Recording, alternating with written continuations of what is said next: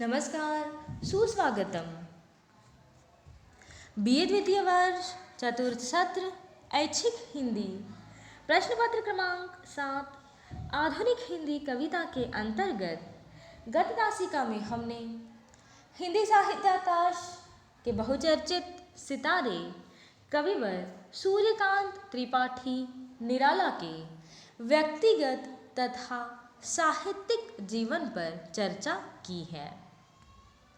निराला हिंदी साहित्य जगत के वह साहित्यकार हैं जिन्होंने अपनी रचनाओं के माध्यम से हिंदी साहित्य में श्रीवृद्धि करने का सराहनीय प्रयास किया है। उनकी रचनाएं हिंदी साहित्य जगत के लिए किसी अमूल्य निधि के समान है। अपनी रचनाओं के माध्यम से प्रत्येक पाठक के मन में घर करने वाले कविवर निराला की ऐसी ही बहुचर्चित कविता जिसका नाम है सरोज स्मृति का अध्ययन आज हम करेंगे। सरोज स्मृति कविवर निराला द्वारा लिखित एक लंबी कविता है। मूलतः यह कविता हिंदी साहित्य जगत में एक शोक गीत के नाम से प्रसिद्ध है। इसका कारण यह है कि कविवर निराला ने इस कविता में अपनी बेटी सरोज की मृत्यु से उपजे दुख को अभिव्यक्ति प्रदान की है।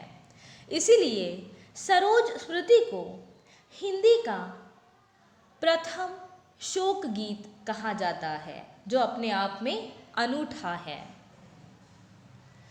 इस कविता में एक ओर एक पिता के हृदय के दुख की अभिव्यक्ति हुई है, तो दूसरी ही ओर एक पिता के जीवन संघर्ष की कथा को भी चित्रित किया गया है। पुत्री वियोग के दुख को अभिव्यक्त करते हुए निराला ने अपने जीवन संघर्ष को भी इस कविता के माध्यम से अभिव्यक्ति देने का प्रयास किया है। कविता के केंद्र में सरोज तथा उसके जीवन की विभिन्न घटनाओं का चित्रण है। बचपन से लेकर मृत्यु तक के विभिन्न प्रसंगों का चित्रण कविवर निराला ने कुछ इस प्रकार से किया है कि प्रत्येक पाठक के सामने वह सारा दृश्य जीवित हो उठता है, जिसका अंकन क्रमानुसार कविवर निराला करते हुए दिखाई देते हैं।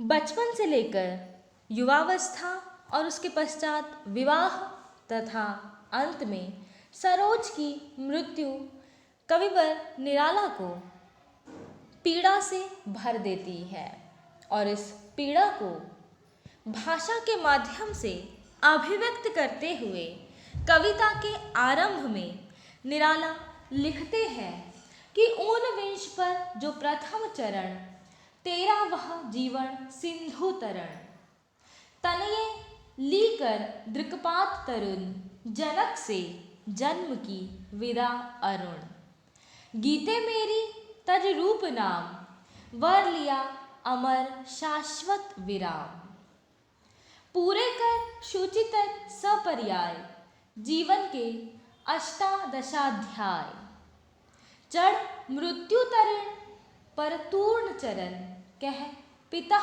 पूर्ण आलोक वरण छोड़कर पिता को पृथ्वी पर तू गई स्वर्ग क्या यह विचार जब पिता करेंगे मार्ग पार यह अक्षम अति तब मैं सक्षम तारूंगी कर गह दुस्तर तम। इस प्रकार से कविता के आरंभ में ही पुत्री वियोग में एक पिता के दुख को अभिव्यक्ति प्राप्त हुई है। सरोज की मां की मृत्यु भी असमय होने के कारण सरोज को बहुत ही छोटी सी उम्र में मातृ वियोग का दुख सहना पड़ा। माँ की मृत्यु के पश्चात सरोज का पालन पोषण कविवर निराला के साथ साथ उसके ननिहाल में अधिक अच्छे ढंग से किया गया। इस पीड़ा को, इस टीस को कि मैं अपनी पुत्री के लिए कुछ भी विशेष न कर सका को भी कविवर निराला कुछ इन शब्दों में अभिव्यक्त करते हैं कि धन्य मैं पिता निरर्थक था, कुछ भी तेरे हित न कर सका। अपने जीवन के संघर्ष को भी यहाँ पर उन्होंने अभिव्यक्ति प्रदान की है। सरोज की बाल लीलाओं का चित्रण करते हुए वे लिखते हैं कि तू 1.25 साल की जब कोमल, पहचान रही ज्ञान में चपल, माँ का मुख हो चुंबित क्षण क्षण, भरती जीवन में नवजीवन, वह चरित पूर्ण कर गई चली, और तू नानी की गोद जा पली। अर्थात इन्हीं बाल क्रीड़ाओं के साथ साथ जब मातृ वियोग को सहने की बारी सरोज पर आई तो उसका पालन पोषण बहुत ही मातृत्व के साथ उसकी नानी ने किया।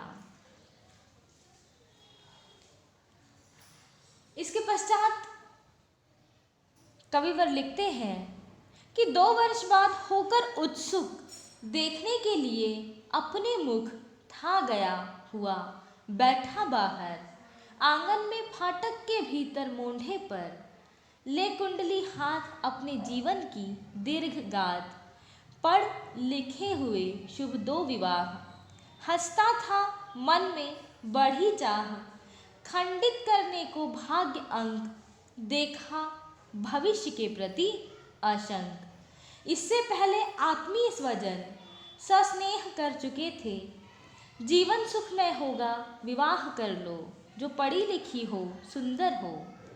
आए ऐसे अनेक परिणय पर विदा किया मैंने इन्हें सविनय।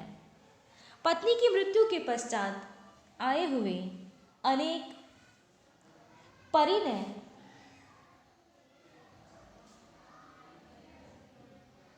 प्रसंगों को मैंने सविनय विदा कर दिया।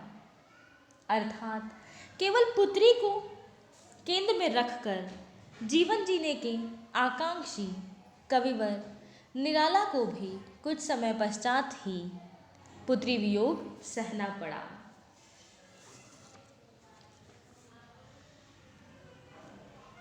किस प्रकार से सरोज खेल विनोद करती, रोती बिलखाती, भाई के साथ अटखेलियाँ करती, उसका वर्णन भी यहाँ पर कविवर निराला करते हुए दिखाई दे रहे हैं। पिता की उंगली पकड़कर गंगा तट तक जाना, मामा की गोद में, नानी की गोद में विभिन्न मुद्राओं में बैठना, इसका ब्यौरेवार वर्णन कविता में हुआ है। इसके पश्चात कवि उन क्षणों और अवसरों का भी उल्लेख करते हैं जहाँ से सरोज को अपने ननिहाल में देखने के लिए वे पहुँचे थे।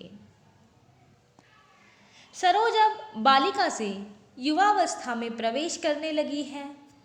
उसके लावण्य के कारण वह और भी अधिक सुशोभित दिखाई दे रही है, और इस अवस्था में सरोज की नानी अब सरोज की जिम्मेदारी निराला को सौंपना चाहती है। इस विषय में वे कहती हैं कि भैया अब नहीं हमारा बस, पालना पोसना रहा काम, देना सरोज को धन्य धाम, शूची वर के कर कुलीन लख कर, है काम तुम्हारा धर्मोत्तर, अब कुछ दिन इसे साथ लेकर अपने घर रहो, ढूंढ कर वर, जो योग्य तुम्हारे करो ब्याह, होंगे सहाय हम सहोत्साह। अब वह क्षण निराला के जीवन में आ गया था जहाँ पुत्री सरोज के विवाह के विषय में उन्हें सोचना था। इस प्रकार की विभिन्न घटनाओं का चित्रण कविता की मूल आत्मा है। हिंदी के इस एकमात्र शोक काव्य में पुत्री सरोज के असमय निधन से दुखी एक पिता के हृदय के करुण भावों की अभिव्यक्ति हुई है। साथ ही सरोज के बचपन से लेकर उसकी मृत्यु तक की विभिन्न घटनाओं का अंकन भी कविता का केंद्र बिंदु है। पुनः हम अगली तासिका में इस कविता की भाव पक्ष पर विस्तार से चर्चा करेंगे। धन्यवाद।